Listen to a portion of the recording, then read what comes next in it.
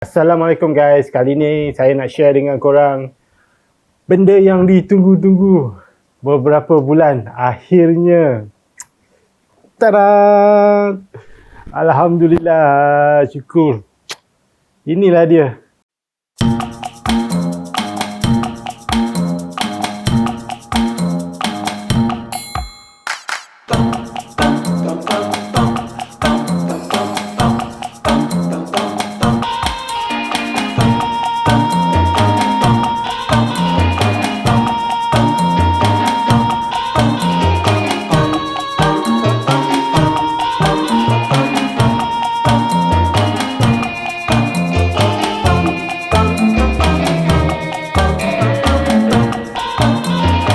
Penglibatan saya dalam YouTube ni daripada 2007 lagi. Jadi sewaktu tu tumpuan tu tidak kepada untuk penyediaan konten, dan 2007 saya masih lagi bekerja di dalam sebuah syarikat penerbitan yang mana ketika itu YouTube memang saya gunakan untuk satu sumber nak mendengar lagu, layan lagu. Lepas tu dia ada tutorial kan. Dan ketika itu memang banyak tutorial. YouTube ni ibarat seperti directory, menggantikan Yellow Pages. Untuk YouTube ni kalau kita perlukan apa-apa panduan, kita boleh search dekat YouTube ataupun ketika tu Google blog untuk mencari sebarang bentuk panduan, sebarang bentuk genre yang ingin kita pelajari terdapat di dalam Google, di dalam blog dan juga di dalam YouTube. Dan ketika itu 2007 memang attention dia tu hanya untuk itu je. Dan ketika 2007 tu masih lagi dengan social media yang popular ketika itu ialah MySpace. Tahun-tahun permulaan 2007, 2008 saya banyak masuk hasil kerja, iaitu ketika tu saya melukis dan saya banyak membuat video yang saya membuat lukisan, dan viewers setelah beberapa tahun untuk lukisan-lukisan tu semua, viewers tu memang tinggi. Tapi sayang ketika itu kita menggunakan lagu-lagu daripada artis-artis ataupun lagu-lagu popular.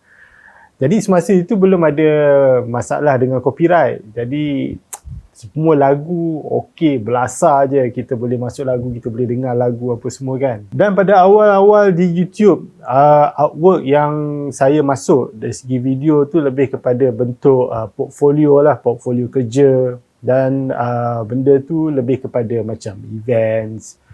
Saya buat video ataupun sewaktu tu sibuk dengan fotografi, coverage event, dan kita buat slide apa semua kan. Jadi banyak video-video macam tu lah yang saya masuk setiap tahun. Ketika penglibatan di dalam YouTube, memang tidak hirau tentang subscriber. Apatah lagi dengan copyright. Waktu tu copyright pun tak ada masalah kan. Jadi pendedahan pasal masalah copyright tu memang tak ada. So subscriber tu tidaklah orang kata nak mencari-cari kawan sangat di dalam YouTube. So bila ada account YouTube tu just saya biarkan sajalah. Bila bermulanya saya monetize, tahu yang mana account YouTube saya dapat dimonetizekan, sebenarnya baru lagi. Apa yang saya dapat tahu, video saya dapat dimonetizekan daripada tak silap tahun lepas, 2019. Cuma ketika itu masih lagi attention tu tak ada langsung terhadap YouTube. Seperti daripada permulaan 2007, 2008, 2009, 10 dan sehingga 2019. Banyak usaha-usaha cuma masukkan video saja, masukkan video event apa semua, dan lagu pun masih lagi gunakan lagu-lagu yang orang kata tidak menilaikan kepada copyright apa semua. Sedangkan 2019, 2018 dan 2017 saya dapat terima banyak email daripada Gmail saya, daripada YouTube yang mengatakan masalah video-video saya dengan copyright apa semua. Tak silap saya daripada 2014. Tapi saya ignore saja semua tu. Tak ada attention langsung pun untuk monetizing ke apa ke video yang ada terdapat sekarang ni kan. So kita buat tak tahu je lah. Just email masuk buat tak tahu apa semua, dan tak adalah orang kata nak tukar lagu ke apa. Tidak ada langsung. Sehingga 18 Mac PKP, COVID-19 melanda Malaysia dan satu dunia. Dan PKP banyak memberi saya satu ruang yang cukup luas. Iaitu PKP juga yang menyedarkan saya apa itu YouTube dan apa itu YouTuber. Dan di situ bermulanya saya kenal perkataan YouTuber. Selama saya dalam production, video production, banyak tahun, tapi saya tak ambil pot pun tentang YouTube, industri YouTube, para YouTuber-YouTuber. Saya tahu saya ada beberapa rakan yang aktif di dalam YouTube. Tetapi saya pun tidak ambil. Mungkin sebab faktor kerja dan di mana industri yang saya terlibat adalah video produksi. Jadi YouTube ni pada saya dan rakan-rakan yang lain mungkin kita tak ambil endah sangat lah. Kita lebih kepada job scope ataupun projek yang kita dapat daripada klien itu memadai. Dan hari biasa-biasa saya pun memang cukup busy ketika itu untuk membuat video-video. Jadi untuk nak tahu tentang YouTube, monetize ke, membuat konten di YouTube, bila hari-hari kita menghadap video, kita menghadap apa semua ni kan, macam rasa termuntah tau. So kerja ni bukan dah satu melibatkan hobi, ianya satu kerjaya. Jadi untuk melibatkan diri dalam YouTube as a YouTuber ni bukan perkara yang penting dalam hidup saya ketika itu. Dan sehinggalah pada 18 Mac yang mana kita semua duduk di rumah, kita semua tidak boleh ke mana-mana. Jadi perkara yang boleh kita buat hanyalah layan YouTube. Dan tiba-tiba boom, meletup nama-nama yang unggul seperti Sugu Pavitra, Digi Chronicle. Itu antara yang saya tahulah. Tiba-tiba meletup pop up di dalam PKP. Alright. Bila masanya saya tahu, yang saya sedar yang saya punya YouTube dapat monetize? Minggu kedua, dan ada seorang rakan saya dan saya amat terima kasih kepada dia, Lokman Nahari. Man, terima kasih Man, kau ada tegur aku. Okey, dia menegur saya di dalam komen, di mana saya komen di dalam salah sebuah video beliau. Okey, video Lokman Nahari. Okey, you all boleh pergi ke video Lokman Nahari.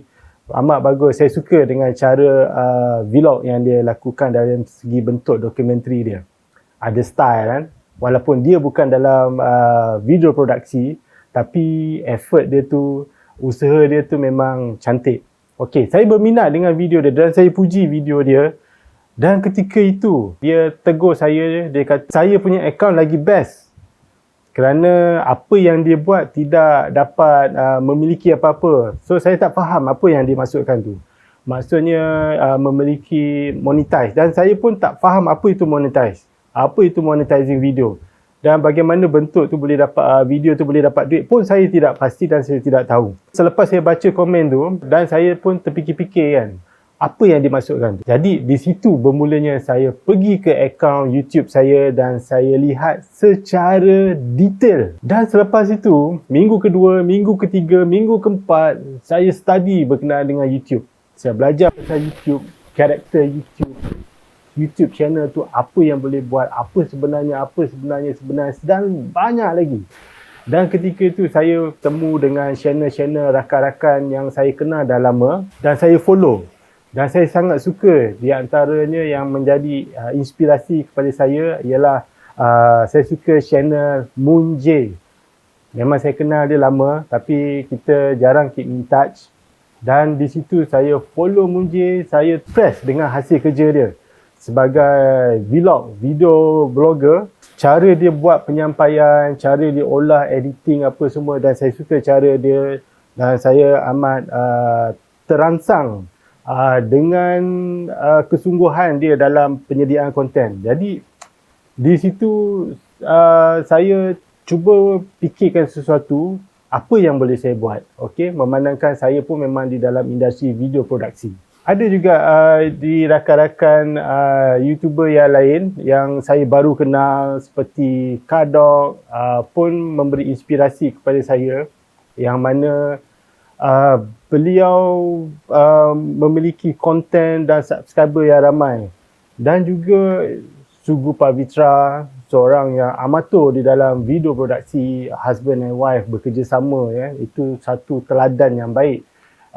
Video dia, apa yang saya lihat biasa saja, tetapi yang saya lihat kriteria effort, kesungguhan di dalam penghasilan video tu antara pasangan suami dan isteri Sugu dan Pavitra ni memberi satu inspirasi juga kepada saya.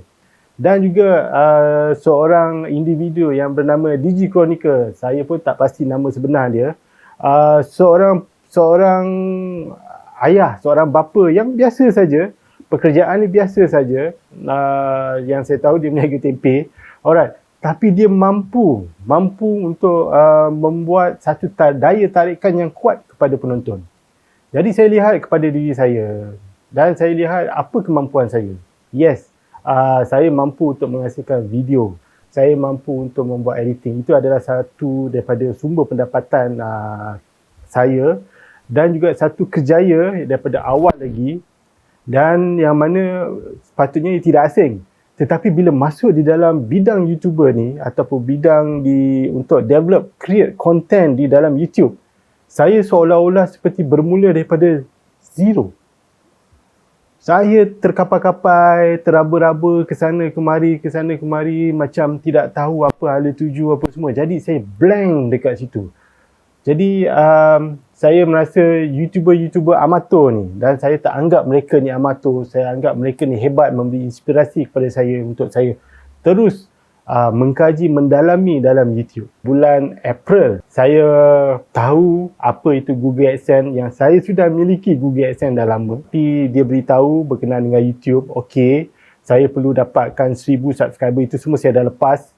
Dan saya dah dapat 4,000 jam. Sebenarnya saya melebihi daripada 4,000 jam. Saya ketika itu, bila saya dapat tahu, saya sudah melangkaui kepada 23,000 jam, melebihi daripada 4,000 jam. Punyalah lama saya tidak ambil pot pun, tidak ambil tahu pula tentang YouTube saya. Dan saya mula susun strategi. Dan di situnya bermula. Saya susun strategi dan saya lihat saya tidak mampu untuk bercakap seperti sekarang ni.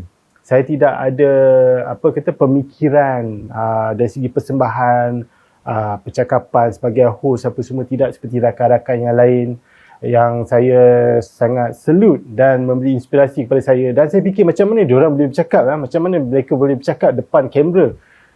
Mereka tidak ada asas dan mereka bukan host, bukan pengacara apa semua, tapi mereka boleh cakap.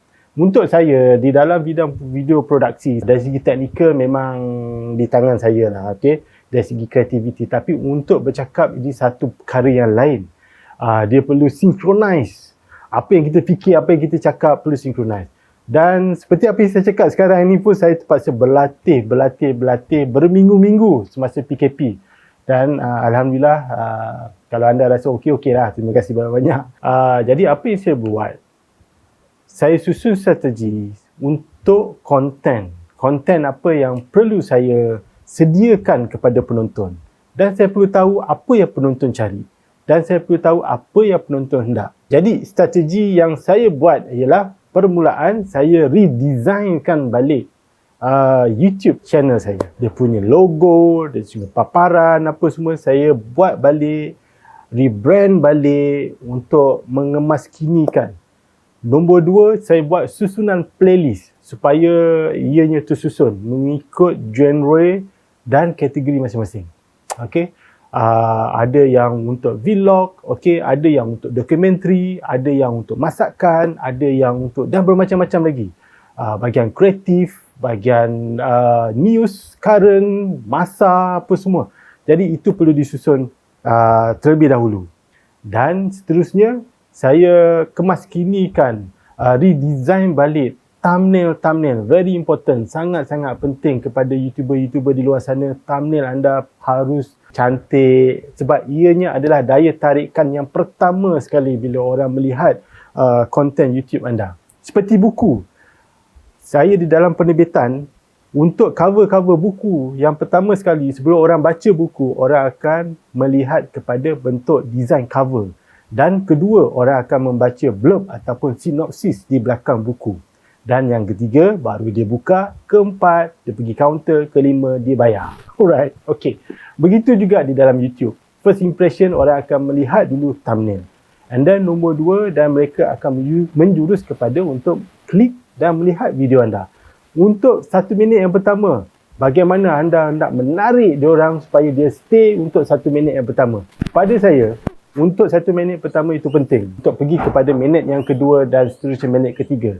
Kalau average kepada penonton, untuk average kepada video dapat penonton boleh stay kepada 3 minit, itu sudah cukup memadai. Dalam penyediaan konten video, saya menggunakan beberapa kaedah. Dalam masa terdekat, untuk memperbanyakkan lagi konten-konten video memang agak mustahil untuk saya lakukan. Jadi apa yang saya buat, saya berkolaborasi dengan rakan-rakan yang lain.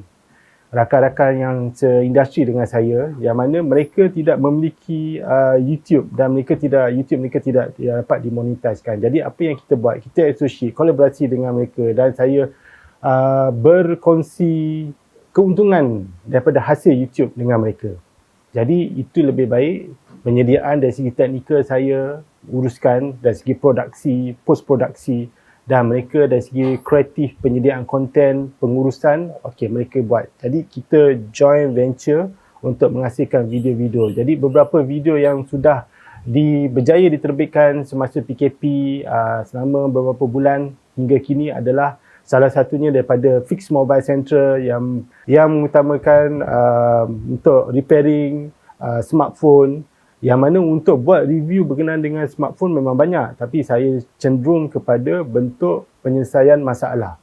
Sebab kena ingat, YouTube adalah directory kepada manusia sejagat. Jadi kita gunakan YouTube untuk membuat satu bentuk tutorial. Sebab YouTube adalah satu bahan yang diguna untuk membuat carian untuk menyelesaikan masalah mereka. Jadi ketika itu saya fikir konten yang sesuai permulaan adalah untuk menyelesaikan masalah orang. Jadi untuk ketika itu, setiap orang saya lihat memiliki handphone dan handphone setiap orang akan ada masalah. Jadi di situ saya membuat beberapa episod dalam rancangan Fix Mobile Central yang saya collaborate dengan beberapa individu dan berjaya benda itu dihasilkan dan saya olahkan. Dan seterusnya saya pergi kepada bentuk-bentuk rancangan lain, reality dalam bentuk dokumentari, dalam bentuk yang terbaru adalah sharing. Bentuk sharing minat dalam bidang perfume yang dikelolakan oleh Abang J di dalam episod iaitu Wangian Abang J. Semoga anda terus menonton bersama Alfie Studio kerana kita akan uruskan banyak lagi rancangan-rancangan yang lain. Jadi semasa untuk mengendalikan YouTube ni, saya banyak menonton, atau bukan banyak menonton, saya banyak meninjau kepada analitik. Analitik itu penting untuk memastikan kedudukan kita. Analitik itu adalah peta kepada di mana tahap kita. Dan pada saya, analitik adalah satu dashboard mana kita memandu, kita perlu lihat berapa speed yang kita telah buat. Jadi di situ saya tahu kriteria-kriteria penonton, kriteria kepada bentuk-bentuk penghasilan video, dan seterusnya. Daripada situ saya menjangkakan target saya bila saya boleh reach $100 yang pertama untuk memastikan mendapat envelope daripada Google AdSense sebagai untuk dapatkan PIN verification dia.